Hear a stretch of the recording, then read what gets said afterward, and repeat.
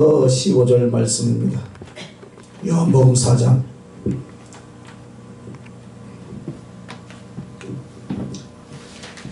요한복음 4장 9절에서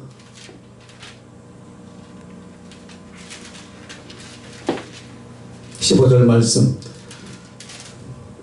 한 절씩 교독하도록 하겠습니다. 제가 먼저 읽어드리겠습니다. 사마리아 여자가 가로되 당신은 유대인으로서 어찌하여 사마리아 여자 나에게 물을 달라 하나이까 하니 이는 유대인이 사마리아인가 상종치 아니함이라라.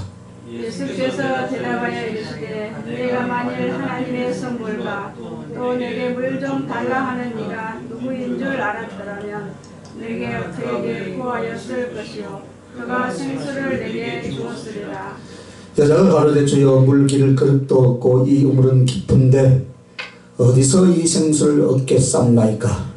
우리 조상 야곱이 이 우물을 우리에게 주셨고 또 여기서 자기와 자기의 아들들과 짐승이 다 마셨는데 당신이 야곱보다 더 크니이까. 예수께서 대답하여 가라사대 이 물을 먹는 자마다 다시 목마르려니와 내가 주는 물을 마시는 자는 영원히 목마르지 아니하리니 내가 주는 물은 그 속에서 영생하도록 솟아나는 샘물이 되리라. 같이 읽겠습니다. 여자가 가로되 주여 이런 물을 내게 주사 목마르지도 않고 또 여기 물 길러 오지도 않게 하옵소서. 아멘. 할렐루야. 아멘. 영원히 목마르지 아니하리라 라는 말씀의 제목입니다. 오늘 우리 요한복음 4장 이 본문의 내용은 너무나 잘 알고 있는 내용이죠.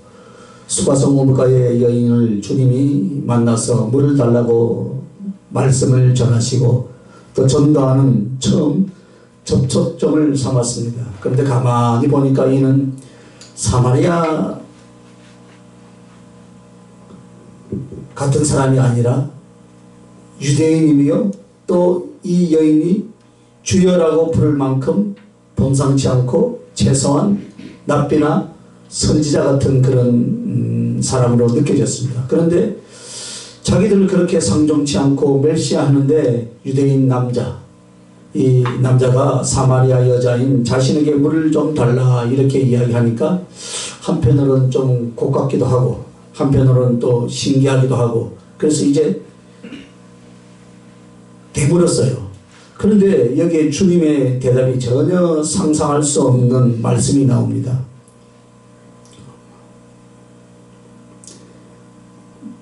내가 만일 10절에 보니까요. 내가 만일 하나님의 선물과 또 내가 내게 물을 좀 달라 하는 이가 누구인 줄 알았다면 내가 그에게 구하였을 것이요 그가 생수를 너에게 주었으리라. 이렇게 영적인 말씀을 다 한마디 던지죠. 그러자 11절에 뭐랍니까? 여자가 가로되 주여 물 기를 그릇도 없고 이 우물은 깊은데 어디서 이 생수를 얻겠사옵나이까. 즉 무슨 말이에요? 당신이 나한테 지금 무엇으로 물을 줄 거냐. 한마디로 그 말이에요. 그에 대해서 계속 말을 이어서 우리 조상 야곱이 우물을 파서 요셉에게 주고 또 계속 조상 때부터 내려온 이 우물이라고 막 이야기를 합니다. 그래서 우리 조상 야곱이 이 우물을 우리에게 주었고 또 여기서 자기와 자기의 아들들과 짐승들이 다 먹었으니 당신이 야곱보다 더 크니까 이렇게 또 반문하는 거예요. 이 말은 뭐냐면 당신이 지금 이 우물을 하나 팔 수 있냐 이 말이에요. 뭘로 나한테 생수를 준다고 합니까? 이래 이 대화가 보니까 참 뭔가 좀 평범한 내용이 아니고 뒤숭숭하고 꼬여있는 대화를 지금 하고 있어요. 이 여자가 지금 못마땅하죠.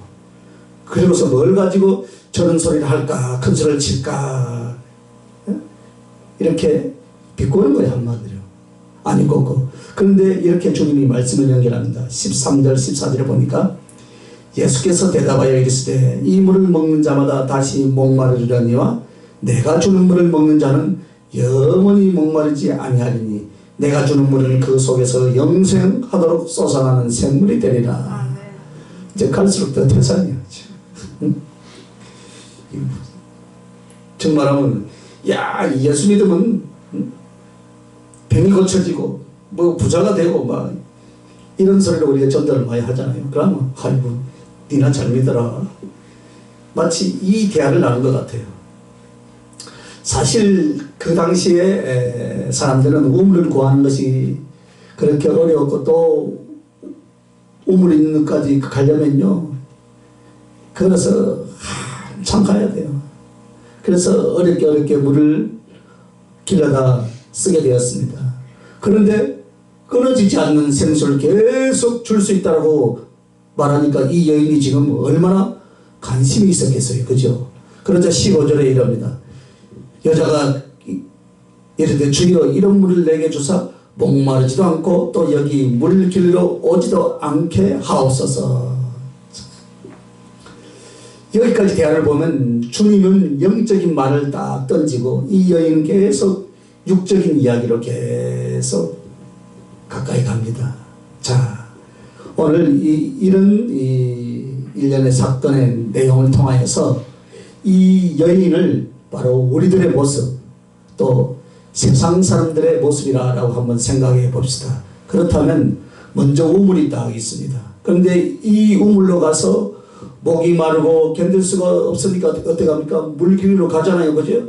그래서 또 그걸 또 항아리에다가 그래다가 떠다가 갖다 놓으면 하루도 못 가서 또 다시 목이 마르고 물은 필요하고 그죠? 또 이러기를 10년, 20년, 30년 내 인생 사는 동안 계속 죽을 때까지 그렇게 살았을 거다 그 말이에요. 그죠? 자, 그러면 여러분 그러면 요즘 시대는 뭐 정수기 있으니까 뭐 정수기 돌리면 뭐 언제든지 누르면 나오는 줄 알아요. 그죠?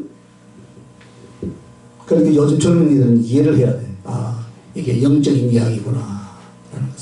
그래서 이 우물이란 것이 오늘 성경에 기록된 이 우물이란 것은 무엇을 상징하느냐. 우리가 이것을 알아야 돼요.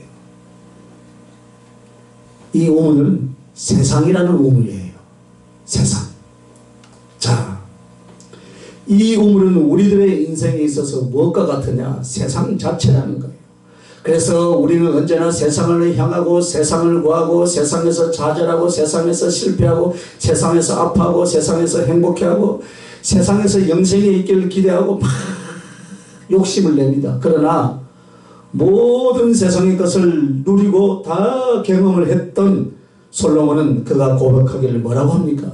세상의 모든 것들에 대해서 해 아래서 바람을 잡는 것과 같이 헛되니 헛되도다라고 전도서에 그렇게 말씀합니다. 여러분 뜨거운 햇볕 밑에서 수고한답시고 어떤 수고를 했냐? 바람을 잡으려고 했다 이 말입니다.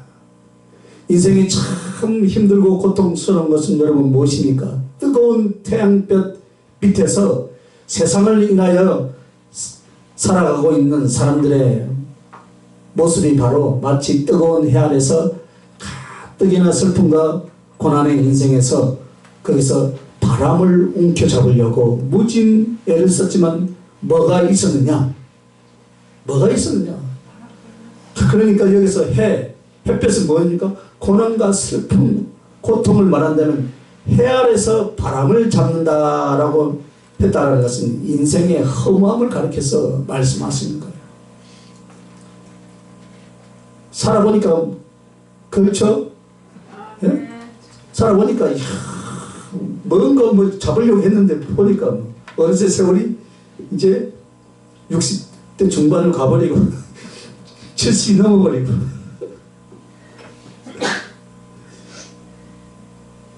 정말로 해 아래서 열심히 살았지만 그 열심히 산 만큼 여러분이 뭔가 더 욕심을 내서 이루려고 했지만 돌아서서 보니까 없지요. 그죠? 예? 결국 그것이 세상이라는 것입니다. 그러나 여기 한 여인이 야곱의 우물밖에 없어서 그 우물로 가서 물을 길어다 먹고 또 목말라 또 가고 그래서 계속해서 그 우물을 끝도 없이 찾아가는 모습이 꼭 어떤 모습이에요? 우리가 세상에 빠져서 세상